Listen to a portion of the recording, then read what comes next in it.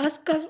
Аз казвам Дичко и уча в Екзархантин първи, в град Казанлък. Аз искам да стана математик и китарист в същото време, но понякога искам да стана повече китарист, защото харесват ми новите рок банди, които свирят рок и джаз.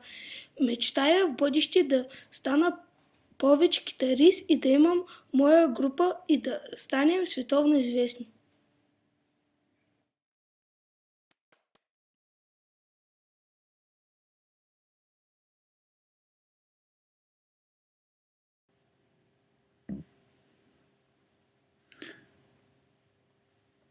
Като бях малък, исках да стана голям, защото големите бяха големи и можеха всичко.